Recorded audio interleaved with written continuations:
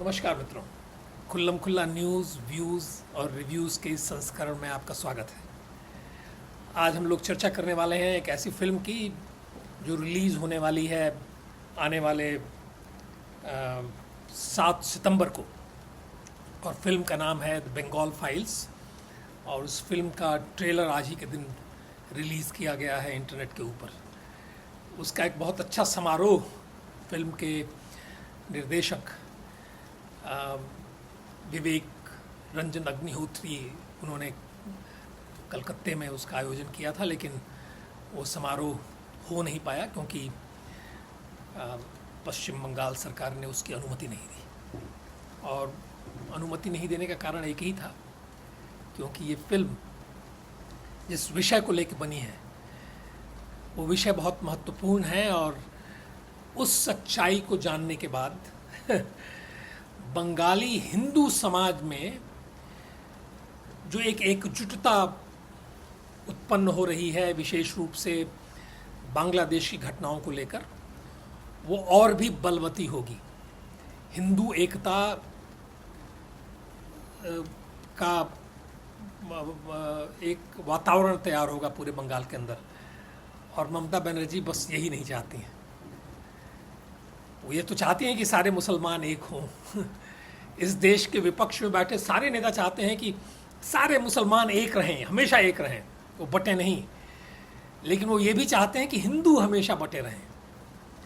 तो वो फिल्म क्योंकि डायरेक्ट एक्शन डे के ऊपर आधारित है, तो वो फिल्म एक ऐसे वातावरण का निर्माण कर सकती है, अगर लोग जाके उस फिल्म को देखें और उस फिल्म की जो मूल कथा है उसको समझें और जो फिल्म का संदेश है वो लोगों तक पहुँचे, तो इसका इतना असर हो सकता है कि बंगाली हिंदू समाज के अंदर जो बंटवारा हो जाता है कई कारणों से, वो बंटवारा उतना न हो। और जहां बंगाल के हिंदू एक हुए नहीं कि ममता बनर्जी साफ हो जाएंगी, ये निश्चित है, ये तय है। तो ये वो नहीं चाहेंगी, इसीलिए इस फिल्म को लोग देखें, इस फिल्म के विषय के ऊपर चर्चा हो, डायरेक्ट एक्शन डे की चर्चा हो, ये नहीं चाहेंगी वो। इसलिए उन्होंने फिल्म का विरोध किया। मैंने फिल्म का ट्रेलर देखा। अब फिल्म का ट्रेलर इस बात की तरफ इंगित करता है कि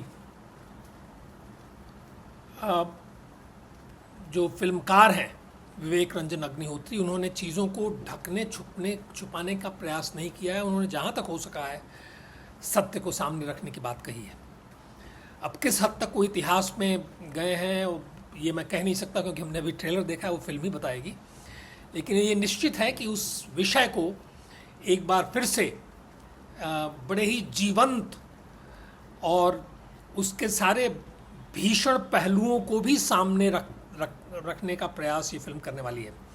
ये फिल्म के ट्रेलर से स्पष्ट परिलक्षित होता दिखाई पड़ता है। डायरेक्ट एक्शन डे का बड़ा महत्व है हमारे पूरे देश के लिए, उसका बहुत महत्व है आज की परिस्थितियों में विशेष रूप से, क्योंकि डायरेक्ट एक्शन डे ने ही ये तय किया कि देश का विभाजन होना है। आधारशिला तो पहले रखी जा चुकी थी। कैबिनेट मिशन जब 1946 में आया, और उसके पहले जब हमारे यहाँ प्रोविंशियल असेंबली के चुनाव हुए, और उन चुनावों के अंदर जो मुसलमानों की सीट थी उसमें करीब करीब 90% सारी सीटें जो हैं वो मुस्लिम लीग जीत के आई। और वो उसने पंजाब में, सिंध में और बंगाल में और असम में अपनी सरकार बनाई। तो उसमें ये स्पष्ट हो गया था कि देश जो है वो बटा हुआ है। और मुसलमान ये तय करके बैठे हुए हैं कि देश को या तो बांटना है, नहीं तो देश के एक बहुत बड़े हिस्से पे उन्हें अपना कब्जा करके रखना है। और वो इसके लिए हम जिन्ना को दोष नहीं दे सकते कि विचार जिन्ना के थे। ये विचार बहुत पहले से इनके बीज बो दिए गए थे। 100-150 साल पहले से इनके बीज बोए जा चुके थे और पेड़ ही बड़ा हुआ था। और ये परिस्थिति जो है आनी ही आनी थी। इस फिल्म में बंगाल के 3 विभाजनों की बात कही गई है। एक तो जो पहला विभाजन करने का प्रयास अंग्रेज़ों ने किया, जिस समय कलकत्ता देश की राजधानी हुआ करती थी, वो बंग भंग का जो प्रयास हुआ और जिसके अंदर जो एक बहुत बड़ा आंदोलन खड़ा हुआ। और बंग भंग जो फिल्म भी बता रही है कि बंग भंग का आधार बस यही था कि एक बहुत बड़ा हिस्सा वो मुसलमान बहुल था बंगाल का, और एक हिस्सा जो है वो हिंदू बहुल था। तो अंग्रेज़ों ने यही सोच के मुसलमान बहुल और हिंदू बहुल ऐसे करके उन्होंने बंगाल का विभाजन किया था। और उसके विरुद्ध जो आंदोलन छेड़ा गया और पूरे देश में वो आंदोलन चला, और उस आंदोलन के कारण जो है देश में क्रांतिकारी आंदोलन, हिंसक क्रांति के आंदोलन की भी नींव रखी गई। और बंगाल जो है एक तरीके से पूरे देश का नेतृत्व करता हुआ दिखाई पड़ा। हर क्षेत्र में बंगाल ने हमारा नेतृत्व किया, और वो जो परिस्थिति थी उस परिस्थिति ने बंगाल के में बुद्धिजीवियों को, वैज्ञानिकों को और उद्योगपतियों को ले आके खड़ा किया, जिन्होंने सही में देश को नेतृत्व दिया, हर दृष्टि से देश को नेतृत्व दिया, राजनीति के क्षेत्र में भी देश को नेतृत्व दिया। ये था बंगाल।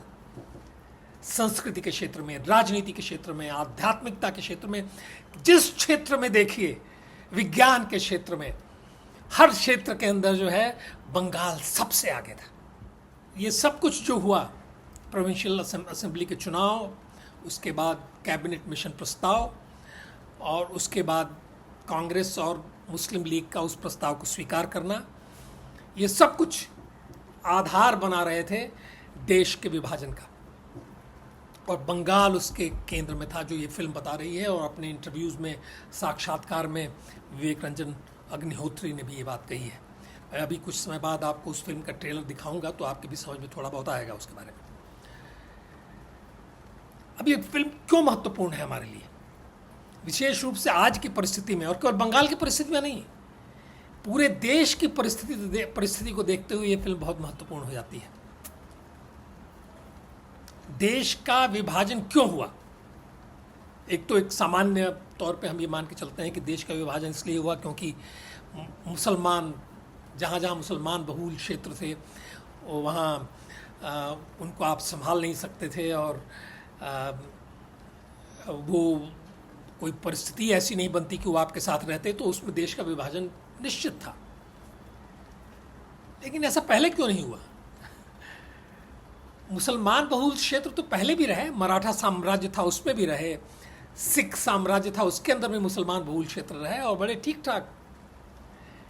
वही जिहादी तत्व जिनका दावा था कि हमने तो इस देश के ऊपर राज्य किया है, वो मराठा राज्य में तो मुगल शासक तक मराठों को चौथ देता था। जो चौथ पहले जिजिया के तौर पे मुसलमान हमसे लिया करते थे, वो चौथ मराठा शासन मुसलमानों से लेता था, मुगल शासकों से लेता था। और ऐसी ही परिस्थिति करीब करीब जब सिख साम्राज्य आया, तो सिख साम्राज्य तो वहाँ था जहाँ पे 60-70-80% जनसंख्या जो है वो मुसलमानों की थी। वहाँ भी मुसलमान ठीक ठाक रहते थे, क्योंकि सिख साम्राज्य में सिखों और डोगरा राजपूतों की तलवारें तैयार रहती थी कि बदमाशी करोगे दौड़ा के मारेंगे। तो जनसंख्या का अनुपात उल्टा सीधा हो जाना आधार नहीं होता है किसी देश की भौगोलिक राजनीतिक परिस्थिति को चेंज करने का या किसी देश के विभाजन का। ये हम सब लोगों को समझना चाहिए। आज भी कई लोग हैं जो इस प्रकार के तर्क देते हैं कि क्या करेंगे, आप मार के भगा देंगे क्या मुसलमानों को। लेकिन आप ये जान के चलिए कि ये आधार नहीं होता है। जनसंख्या जो है वो आधार नहीं हो सकता है किसी देश के विभाजन का। लेकिन ये आधार बना क्योंकि हमारे नेताओं ने मूर्खताएं की, और उस मूर्खता का कारण ये डायरेक्ट एक्शन डे था। जब कैबिनेट मिशन प्रस्ताव आया तो उसमें तय हो गया कि जहाँ जहाँ मुस्लिम लीग की सरकारें बनी थी प्रोविंशियल असेंबली इलेक्शन के बाद, बंगाल के अंदर बनी थी, सिंध के अंदर बनी थी, पंजाब के अंदर बनी थी, असम में भी मुस्लिम सरकार थी, इन सब जगहों पे मुस्लिम लीग ही एक तरीके से सत्ता में बैठेगी। और जिस प्रकार का संविधान बनेगा, उस संविधान में केंद्र सरकार जो बैठी है दिल्ली में, उस केंद्र सरकार के अधिकार में केवल 2-3 चीज़ें रहेंगी, जिसमें देश की सुरक्षा और विदेश नीति, ये दोनों चीज़ें जो हैं केंद्र सरकार के अधीन रहेंगी। बाकी सब कुछ राज्य सरकारें देखेंगी। और उन परिस्थितियों में जहाँ जहाँ मुस्लिम लीग की सरकारें थीं, वहाँ जो कुछ आज हो रहा है बंगाल के अंदर, वैसे ही कुछ होना था, क्योंकि वहाँ मुस्लिम लीग राज कर रही थी। तो ये बात बहुत महत्वपूर्ण है, इस बात को समझना। तो डायरेक्ट एक्शन डे का उद्देश्य केवल एक था।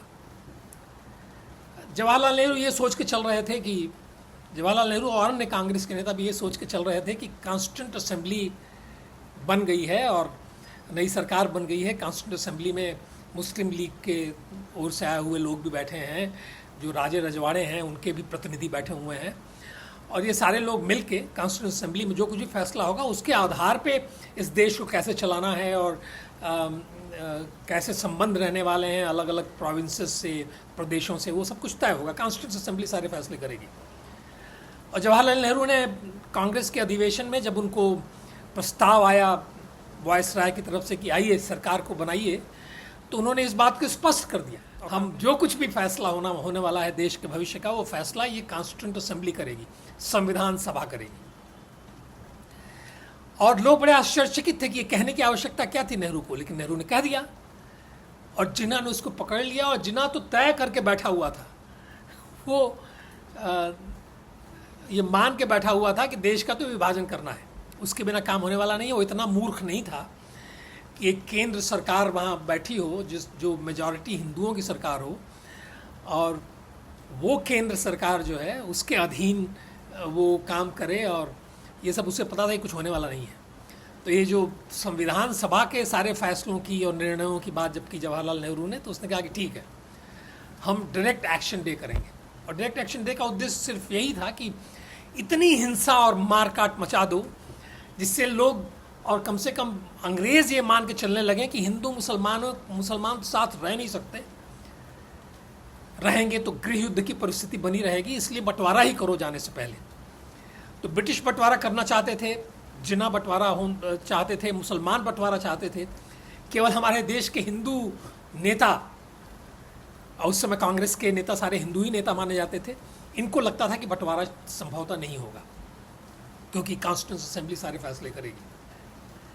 वो कुछ होना नहीं था।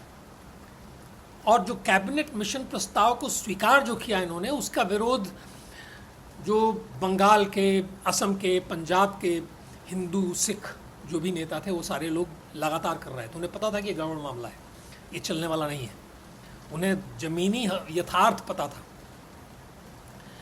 तो जब ये डायरेक्ट एक्शन डे जब हुआ और जब मारकाट मची, तो पूरी पूर्व नियोजित था, जिसके अंदर सोहरावर्दी का नाम आप सब लोगों ने सुना होगा। तो सोहरावर्दी, उस समय तो बंगाल की पुलिस तुर्की टोपी पहनती थी उस समय। तो ये परिस्थिति थी उस समय बंगाल के अंदर, जहाँ पूरी तरह से मुसलमानी राज्य था, और विशेष रूप से मुसलमान जो आज बांग्लादेश है उस क्षेत्र में, जहाँ पे नोआखाली और ये सब आते थे, वहाँ तो सारे मुसलमानों का ही बाहुल्य था। उनका बाहुल्य कलकत्ते में नहीं था, फिर भी यहाँ मारकाट मचाने की हिम्मत की मुस्लिम लीग ने, और एक पूर्व नियोजित तरीके से मुल्ला मौलवियों ने पूरा कॉल देके और 16 तारीख को मीटिंग करके इन्होंने मारकाट मचाना शुरू किया। और शुरू में हिंदुओं को जिस तरीके से मारा गया, वो निशंस तरीके से जिस तरीके से मारा गया, मैंने जो कहते हैं लोग एथनिक क्लेंजिंग, उसका विभत्स, सबसे विभत्स स्वरूप उस समय कलकत्ते में देखने को मिला। और उसका नाम ही दे दिया गया 16 तारीख के बाद जो 2-3 दिन लगातार जो हिंसा का तांडव चला वहाँ पे, उसका नाम ही दे दिया गया कैलकाटा किलिंग्स, जिसमें लाशें हर जगह बिखरी पड़ी हुई थी। बैलगाड़ियों में लाद के लाशें जाके फेंक दी जाती थी मुर्दाघरों में, जहाँ गिद्ध उनको खाते थे, नोचते थे। जले हुए शरीर पड़े हुए हैं, जली हुई गाड़ियाँ, जली हुई दुकानें, सब कुछ भयंकर स्थिति थी। और उस समय कलकत्ते के अंदर उसका जो प्रतिरोध शुरू किया हिंदुओं ने और बंगालियों ने, बंगाली हिंदुओं ने, सिखों ने और बिहारियों ने, जो बहुत बड़ी संख्या में उस समय कलकत्ते में थे, इन तीनों ने जो मिल के जो प्रतिरोध करना शुरू किया, और उस प्रतिरोध के अंदर जब इन्होंने मारना शुरू किया तो सारे मुस्लिम लीग के नेताओं का पेशाब उतर गया, उनके पजामे गीले हो गए, जिन्ना लगे चीखने चिल्लाने यहाँ मुंबई में बैठे हुए। हिंदुओं की उस प्रतिक्रिया ने दिखा दिया, पूरे देश को दिखा दिया। और वैसी ही प्रतिक्रियाएं पंजाब में हुई। पंजाब के अंदर भी सिखों और हिंदुओं ने मिलकर प्रतिकार किया इन जिहादी तत्वों का, इन इस्लामिस्ट का जम के प्रतिकार किया। और उसमें ये स्पष्ट हो गया कि कोई चुपचाप नहीं बैठने वाला। अगर तुम मारने आओगे, एक को मारोगे, तो हम भी दो को मारने की क्षमता रखते हैं। और तब समझ में आया लोगों के कि हिंदू एकता या हिंदू सिख एकता, या जो हमारे जो बिहार और बंगाल के सारे लोगों की एकता, उस एकता का क्या असर होता है। उस एकता के सामने ये जो जनसंख्या के अनुपात की बात जो बार बार की जाती है, वो नदारद हो जाती है। जैसे आज देश में अगर हिंदुओं की जनसंख्या 75 से 80% मानी जा रही है, ये जनसंख्या एक हो जाए, ये एक साथ अगर निकलने के लिए तैयार हो जाएं, तो हिम्मत नहीं है किसी इस्लामी की, किसी जिहादी की कि कहीं कोई वो लव जिहाद कर ले। नेहरू घबरा गए, राजेंद्र प्रसाद, सारे लोग अपील करने लगे बिहार में जाके कि मत करो मत करो मत करो, मत मारो इनको। ये बड़ी विचित्र स्थिति थी। एक तरफ जिन्ना जैसा नेता था, वो डायरेक्ट एक्शन डे की बात कर रहा था, वो हिंसा के नाम पर अपनी राजनीति कर रहा था, और दूसरी तरफ उस हिंसा से डर के, उस हिंसा से जनित हिंदू हिंसा से डर के ये लोग जो हैं वो घबरा गए, गृह युद्ध की कल्पना से घबरा गए। और इस बात पे हाउस ऑफ कॉमन्स में जब चर्चा हुई और चर्चिल ने कहा कि हिंदू मुसलमान एक साथ नहीं रह सकते, और उसने कहा कि गृह युद्ध की परिस्थितियां बन गई हैं, तो वहां लेबर पार्टी के एमपी ने चर्चिल को जवाब दिया कि ब्रिटेन के अंदर, इंग्लैंड के अंदर गृह युद्ध हुए हैं, एक पूरा राष्ट्र गृह युद्ध के आधार पर खड़ा हुआ है, जिसे आजकल हम लोग अमेरिका नाम से जानते हैं। ट्रंप साहब अमेरिका के इतने बड़े नेता बने बैठे हैं, पूरा गृह युद्ध ही उसका आधार था। तो गृह युद्ध हो तो हो, लेबर एमपीज ने कहा वहां हाउस ऑफ कॉमन्स में, हो तो हो, लेकिन ये यहां लोग ये समझ रहे थे कि नहीं नहीं गृह युद्ध हो जाएगा, बड़ा खून खराबा होगा। खून से डर गए लोग। अरे भागोगे खून से, खून खराबे से डरोगे तो फिर तो खून खराबा और बढ़ेगा। और उस खून खराबे के डर के मारे ये लोग विभाजन के लिए तैयार हो गए। नहीं तो एक देश को विभाजित नहीं होना था। देश के 80% हिंदुओं की ताकत के बल पे इस पूरे देश को, जिसको आज हम कहते हैं कि भारतीय उपमहाद्वीप के जितने भी देश हैं, उनको एक रखा जा सकता था। जनसंख्या के अनुपात के ऊपर उसका अंतर नहीं पड़ने वाला था। हम संभाल लेते, मुसलमानों की बड़ी संख्या को भी ये देश संभाल लेता बड़े आराम से, और मुसलमान बड़े प्रेम से रहते। क्योंकि हिंदू तो किसी को मारने काटने जाता नहीं है जब तक कि उसको आप जब तक कि आप ऐसी परिस्थितियों का निर्माण न कर दें। हिंदू तो बहुत सीधा साधा है, वो क्यों मारने काटने के लिए जाएगा? उसके यहाँ तो कोई नियम बना के दिया नहीं गया है कि उसको जिहाद करना है लगातार। वो तो अपने अंतरतम में अपने ईश्वर से, ईश्वर तत्व से, अपने आत्म तत्व से साक्षात करने के लिए प्रयासरत है। उसे थोड़ी कोई जिहाद करना है कि झगड़े झंझट से भागेंगे तो झगड़े झंझट आपके पीछे दौड़ेंगे। अगर कोई जिहादी आपको चाकू लेके दौड़ाता है, आप भागेंगे तो पक्के मारे जाएंगे। लेकिन आप मुकाबला करेंगे, विपत्ति का, आपत्ति का मुकाबला करेंगे। कहीं किसी भी क्षेत्र के अंदर, आर्थिक क्षेत्र के अंदर हो, उद्योग क्षेत्र के अंदर हो, हर जगह अगर आप भागेंगे तो वो समस्या आपको दौड़ाती रहेगी। और जब आप लड़ने के लिए तैयार हो जाएंगे, उस समस्या का सामना करने के लिए तैयार हो जाएंगे, तो समस्या भागती हुई नजर आएगी। तो ये जिहादियों की समस्या, इस्लामिज्म की समस्या, इन सारी समस्याओं का समाधान इस देश के हिंदुओं की एकता में पहले से ही छुपा हुआ है। और 16 अगस्त के बाद, उस डायरेक्ट एक्शन डे के बाद जो घटनाएं घटी कलकत्ते में, उसने इन चीज़ों को सिद्ध कर दिया। तो हिंदू एकता का ये सबसे बड़ा लाभ यह है कि हम सब शांति से रह सकते हैं, भाईचारे के साथ रह सकते हैं। मुसलमान भाई और हिंदू भाई मिलजुल के रह सकते हैं। हिंदू एकता का सबसे बड़ा लाभ ये है। तो ये पाठ आपको पढ़ने के लिए मिलेगा। जैसे ट्रेलर के अंदर जो विभीषिका आप देख रहे हैं, उस विभीषिका से घबराने की आवश्यकता नहीं है। ट्रेलर फिल्म देखने अवश्य जाइएगा। जिस फिल्म को चाहती हैं कि ममता बनर्जी के लोग न देखें, उस फिल्म को सब लोग देखें, जाके जम के देखें। और फिल्म का ट्रेलर मैं बता रहा हूँ। और अभी कुछ समय पहले मैंने एक और वीडियो देखा है जहाँ मुझे बताया गया कि बांग्लादेश के कुछ संगीतकारों ने और गायकों ने एक गीत बनाया है कि हम हिंदू हैं और हमें बड़ा गर्व है अपने हिंदू होने पे। बड़ा सुंदर वो गीत है।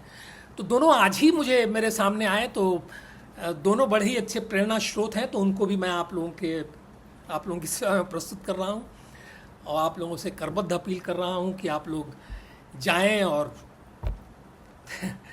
द बंगाल फाइल्स को सफल बनाएं। बेटा अपना नाम बताओ। तैमूर। लेकिन सोचो, सन 2050 जब ये इंडिया का पहला युवा माइनॉरिटी प्राइम मिनिस्टर बनेगा, तब हमारी डेमोक्रेसी की कितनी बड़ी जीत होगी।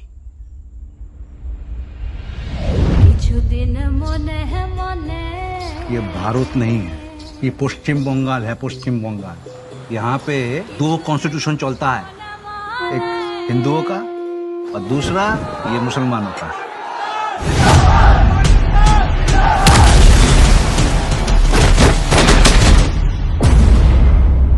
जिन्ना मेरे भाई, भारत का मुसलमान तो कन्वर्ट है, पहले तो सब हिंदू ही थे ना। हमारा डीएनए एक है। नो मिस्टर गांधी, हिंदू मुस्लिम एक नहीं है। आप वेदों को मानते हैं, हम कुरान को मानते हैं, आप लाखों भगवान को मानते हैं, हम सिर्फ अल्लाह को मानते हैं। पाकिस्तान से दिल नहीं भरा तो जिन लोगों को कोलकाता भी चाहिए, इसलिए डायरेक्ट एक्शन डे मना रहा है। भारत हिंदुओं का राष्ट्र है और इस युद्ध में हिंदू हार रहे हैं। जीत कौन रहा है? जिन्ना, क्योंकि हम सब नशे में चूर हैं और इस नशे का नाम है गांधी की अहिंसा। पाकिस्तान जिंदाबाद।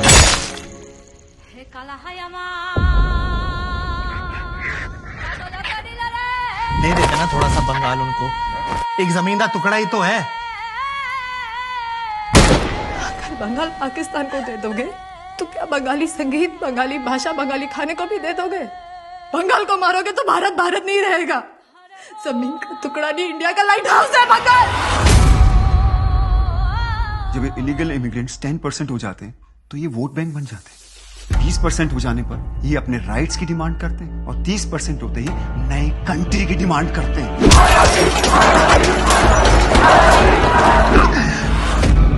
जो पार्टीशन 1947 में शुरू हुआ था वो आज तक चल रहा है और कभी खत्म ही नहीं होगा। क्यों आज किसी भारतीय की जान की कोई कीमत नहीं है? क्यों आजादी के 80 साल बाद भी हम उसी कम्युनल पॉलिटिक्स से लड़ रहे हैं? क्या हम आजाद हैं? और अगर आजाद है तो इतने बेबस क्यों है?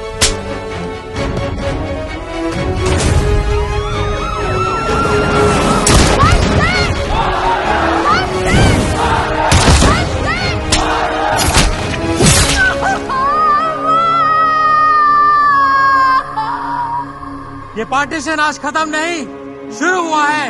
It's an unfinished project. विश्व एक खेल है, लोग मरते हैं, देश जलता है, खेल चलते रहता है।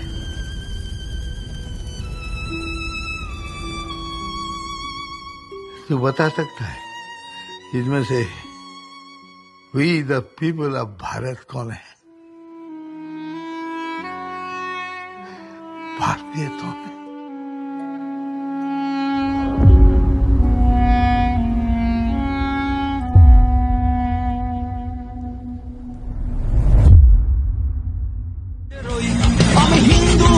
গর্বিত এই হোক পরিচয়, পুনর্জন্মে আবারও জন্ম হিন্দুতেই যেন হয়। আমি নির্ভয় নয় শিহরিত, মৃত্যু করি না ভয়। জয় শ্রীরাম বলে অবিরাম সংগ্রামে বেঁচে রই। যদি মনোবল হয় শক্তি, তবে লাগে না কোনো অস্ত্র রক্ষায়।